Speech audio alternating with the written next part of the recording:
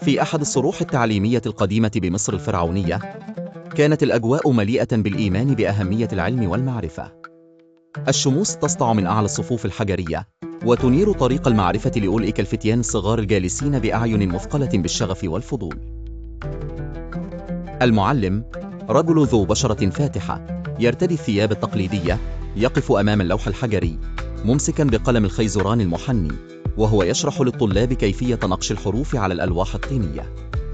كان صوته جهوريا ومفعما بالحكمة، يحثهم على التركيز والانتباه، لأن الكتابة ليست مجرد وسيلة لنقل الكلمات، بل هي جسر يصل بين الأجيال.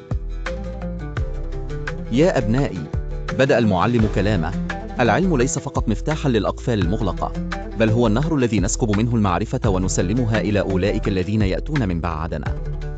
من خلال الكتابة نترك علاماتنا وهويتنا في هذا العالم، لتضيء الطريق لمن سيأتون لاحقا. الطلاب كانوا ينحتون بأدواتهم تحت تعليمات المعلم، وكأنهم يلقنون أسرار الكون.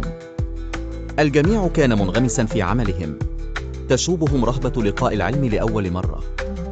كانت أصوات الأدوات تصطدم باللوح الخشبي وترسل إيقاعا تناغما في الأرجاء، بينما كانت الأحلام بالمعرفة تتجسد في أذهانهم. مرت الدقائق والساعات، لكن الشعور بالزمن كان مختلفا في هذا الفصل القديم، حيث كل لحظة كانت مليئة بالإنجاز. وفي نهاية الدرس، قدم المعلم رسالة أخيرة قائلا: التعليم هو الشعلة التي يجب أن لا تنطفئ، والذي يجعلكم وتحملونه إلى الآخرين فهو الإرث الأعظم.